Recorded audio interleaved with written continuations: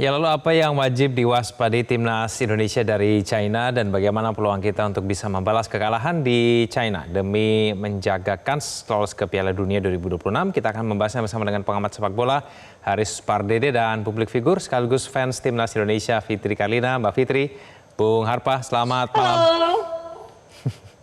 Halo, selamat malam.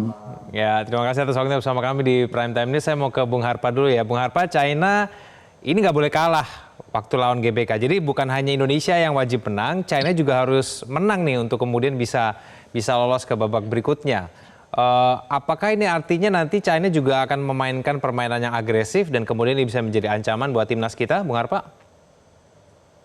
Ya, itu satu bridging yang menarik ya. Jadi perlu diingat juga bahwa bukan hanya kita yang perlu menang dan harus menang, tapi juga semua tim di grup ini memiliki atau punya hasrat yang sama ingin menang.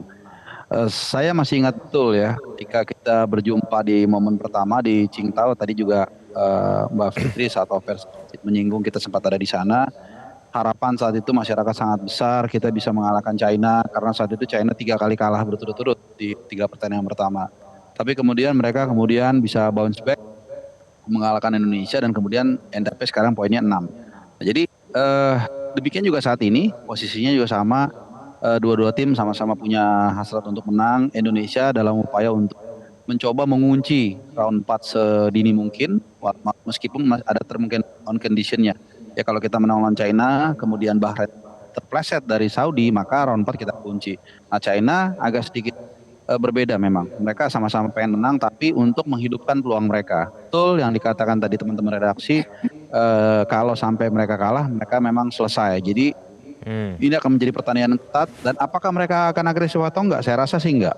Karena berkaca dari pertemuan pertama, mereka itu tahu mereka kalah secara individu, mereka biarkan kita keluar menyerang saat di Qingdao dan akhirnya mereka berhasil menang 2-1 melalui counter. Nah ini yang akan kita lihat, kejeniusan dari Alex Pastor dan Patrick Kluivert, apakah mereka mampu nanti untuk memancing China untuk keluar dari sarang mereka dan kemudian kita main counter press. Karena begini Bung Egan, selama di babak grup, selama 8 pertandingan di luar Jepang, kalau ball position kita itu unggul, kita malah kalah.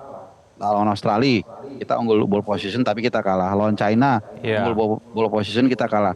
Tapi begitu kita lebih cenderung bertahan, lebih cenderung memainkan counter press, kita malah tidak kalah, minimal seri. Nah jadi ini nanti yang akan kita lihat di GBK, apakah akan memainkan wait and see begitu ya, atau Alex Pastor dan Patrick Kluivert berani mengambil inisiatif menyerang dan memanfaatkan itu menjadi sebuah kemenangan. Oke, baik. Mbak Fitri kan nonton ya waktu pertandingan melawan China yang waktu kita kalah kemarin, Mbak Fitri. Benar ya, jadi sebenarnya Indonesia itu nggak kalah ketika itu melawan China. Kita punya peluang bisa menang pada saat waktu itu. Bagaimana menurut Mbak Fitri? Iya, kalau dilihat dari ball positionnya memang kan kita waktu itu udah sangat mendominasi ya. Cuma memang untuk masalah finishingnya waktu itu kita memang banyak sekali kesempatan-kesempatan yang tidak dimanfaatkan baik banget dan akhirnya tidak membuahkan gol gitu. Dan wow, kami sih berharap karena ini adalah momentum kita main di GBK, di rumah sendiri, di kandang sendiri, pastinya akan memberikan semangat booster yang lebih untuk para skuad Garuda Indonesia. Ya Mbak Fitri, waktu dukungan fans di China itu bisa maksimal nggak sih mendukung timnas kita? Iya, sebenarnya waktu itu kan kita sudah kita berharap ada kuotanya itu kan 2.000. Ternyata dipres lagi oleh pemerintah dari sana dan ya ternyata kita cuma dapat kebagian 250 seat dan itu pun kita rebutan banget dengan para supporter yang ada di sana. Jadi banyak banget yang tidak bisa hadir di stadion. Dan itu pun kita ditaruh di paling pojokan dan di atas. Dan sedangkan kita merasa terintimidasi juga dengan semangatnya supporter tuan rumah. Jadi waktu itu kita ngerasa juga jadi takut-takutan. Jadi kita pun nge-chant itu nggak kedengeran. Karena supporter tuan rumah itu semuanya bernyanyi dan kita pun juga kalah. Kita hanya waktu itu bisa dibilang kayak memberikan doa yang terbaik lah. Karena kalaupun kita nge-chant pun sebenarnya juga nggak kedengeran. But kita masih berusaha untuk terus mengeluarkan suara semangat untuk skuad timnas kita.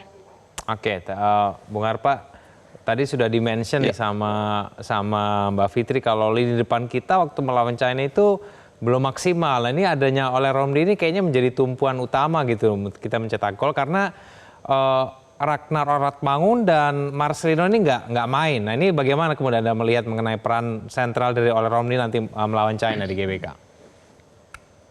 Ya, secara umum memang kalau kita bandingkan dari pertemuan pertama dengan sekarang itu kita banyak improve ya dari segi materi pemain. Yang paling menonjol itu adalah kehadiran Joe Pelupesi dan Ole Romli. Ya, Ole Romli tadi saya sempat melihat juga dari Kang Zainal Arif memaparkan ya. Kita sangat memerlukan pemain seperti Ole Romli, seorang target man yang memang sekarang sudah jarang dan dia sudah membuktikan 2 pertandingan 2 gol dan lawan Australia itu salah satu penampilannya yang cukup bagus menurut saya. Walaupun kita kalah, tapi di antara pemain-pemain lain yang sedang turun performanya, tapi dia justru tampil yang paling bagus ikut mengepres walaupun dia seorang striker. Dan kemudian lawan Bahrain dia membuktikan sebagai match winner, mencetak gol kemenangan. Bukan hanya itu aja yang penting menurut saya, tapi juga kehadiran Joe Pelupesi. Kenapa penting? Karena kalau kita lihat kekalahan kita dari China, kekalahan ketika kita bermain melawan tim yang bertahan adalah serangan balik melalui tusukan dari tengah. Kalau kita masih ingat itu gol pertama atau kedua saya lupa dari China itu karena kita bertahan terlalu tinggi. Kemudian ketika counter bola itu langsung berhadapan dengan Jay Itses dan Hilger saat itu. Dan lolos, jebakan offside gagal, kemudian kita kebobolan. Nah, dengan adanya Joe Pelupesi yang kita semua lihat bagaimana performa dia sangat cemerlang di laga menghadapi Bahrain, kita berharap counter-counter dari lawan yang kemungkinan besar akan diterapkan ini bisa dicegah sedini mungkin. Jadi secara materi kita sudah improve, secara individu kita lebih bagus, tinggal nanti kita akan lihat strategi yang diterapkan oleh Alex Pastor dan Patrick Kluivert itu benar-benar menghasilkan atau tidak. Itu aja sih yang paling krusial menurut saya. Oke, karena ini semua pemain sudah tiba di Bali, kita akan dengarkan dulu ya pernyataan dari Ole Romli ketika tiba di Bali. Berikut ini. Yeah, it's nice. It's my first time Bali, so I also think it's a little bit less hot, the humidity in Jakarta, so it's only better, you know. So yeah, really important matches. We know what we gotta do, you know. We have to win the games to make a chance to go to the World Cup. So, but we always go for the win, so nothing changed. Ya, Bung Harpa, masalah finishing touch ini apakah masih menjadi pekerjaan rumah Patrick Kluivert, Bung Harpa? Ya, saya pikir dengan kehadirannya Ole sedikit banyak itu sudah terpecahkan meskipun kita juga tidak bisa 100% bertumbuh dengan Ole. Artinya kalau memang kesempatan itu datang dari second line, ya siapapun nanti yang ditampilkan ini tetap menjadi satu alternatif gitu lah. Karena kan permainan sepak bola itu permainan tim. Siapapun kalau bisa mencetak gol ya nggak ada masalah. Bahkan mungkin dari bola-bola mati kalau memang itu bisa kita maksimalkan, misalnya melalui Jaitses atau mungkin melalui ya siapapun itu yang bisa memanfaatkan bola-bola mati melalui tandukan itu nggak masalah juga gitu loh. Tapi memang sekali lagi kehadiran oleh ini sangat luar biasa dan dengan TC yang saat ini akan dilangsungkan di Bali, aklimatisasi cuaca ini mudah-mudahan ini juga membuat semua tim siap dan tidak kaget ketika nanti kita main cukup malam nanti ya 24.5 di Gelora Bung Karno. Ya, Mbak Fitri ada banyak perubahan sebetulnya dari pertandingan ketika kita melawan China kemarin. Ada banyak nama-nama baru, ada Joel Pelupesi, ada Ole Romli, ada pemain tertentu mungkin Mbak Fitri yang pengen dilihat secara langsung, yang pengen dinantikan ketika bermain bisa maksimal melawan China nanti, Mbak Fitri. Iya, pastinya kita berharap Romani bisa memberikan improvement yang lebih baik ya dibandingkan kemarin penampilan timnas di Cina ya. Dan itu yang kita harapkan. Wah, mana selebrasinya. Dan aku sih pengen banget nih ada spesial comeback dari Stefano Lillipali. Itu wow, aku pengen banget melihat performanya Stefano. Bung Harpa, kira-kira ada nama-nama baru tidak sih yang mungkin akan dipakai di starting nanti, gimana? Siapa aja nih, Bung Harpa? Iya, yang pertama saya sangat setuju dengan Mbak Fitri Karlina tadi. Stefano Lillipali ini adalah kembalinya si anak hilang lah, walaupun dia nggak hilang ya dari Borneo. Sebenarnya agak disayangkan musim lalu sebenarnya musim terbaik dia mencetak double digit gol dan juga assist. Dan permainannya nanti ini kalau memang dia ditampilkan sejak menit pertama, walaupun mungkin agak kecil kemungkinannya ya, karena usianya sudah cukup uzur lah seperti itu ya. Ini menarik ya karena posisi dia tuh apple to apple dengan Ragnar yang suka menyamping ke sebelah kiri. Itu satu. Ya, saya ingin melihat penampilan dia. Terakhir itu dia bela Indonesia itu kalau nggak salah 2023 bulan September lawan Turkmenistan. Di situ dia masuk dari bangku cadangan kemudian memberikan assist. Ya, ini pemain yang suka umpan-umpannya sangat sangat tajam lah seperti itu. Kedua yang saya mau lihat dan ya ini nggak tahu ya tergantung preferensi pelatih nanti apakah dimainkan atau tidak, yaitu Eliano Renders. Ya. Karena kita lagi krisis di bek kanan nih, Mas Egan dan juga Mbak Fitri. Iya. Kevin Dix masih 50-50. Ya, kemudian Sandy Walsh juga kemarin atau 2 hari lalu saat membela Yokohama Marinos, dia sempat keluar di menit 85, jadi 2-3 kali dia mengerang kesakitan di kaki kanannya, telapak kaki kanannya, dan kita nggak tahu diagnosa dokter terakhir seperti apa kondisinya. Tapi mitigasinya, kalau dua pemain ini nggak main, menurut saya kemungkinan Eliano Renders yang akan turun. Dan ini saya ingin melihat kenapa. Karena di klubnya di PEC Zwolle itu, dia 5 pertandingan terakhir selalu main setiap detik dan mencetak 1 gol dan 1 clean sheet. Artinya ini pemain yang sedang cemerlang, dan di saat yang sama kita lagi butuh pelapis bek kanan. Nah ini yang tentunya menjadi apa ya? Mungkin menjadi pembuktian juga bagi dia, karena kita tahu lah selama beberapa pertandingan lalu itu dia sempat kurang bisa menunjukkan kemampuannya. Lawan Australia juga ada peluang dia gagal memanfaatkannya, termasuk lawan Bahrain. Jadi mudah-mudahan ya saya sih berharap Kevin Dix pulih ya, atau mungkin juga Sandy Walsh. Tapi kalau dua-duanya ini nggak bisa main, maka dengan senang hati rasanya saya akan menyambut Eliano Renders kalau dipercaya oleh Patrick Kluivert sebagai bek kanan. Gitu. Oke, Mbak Fitri.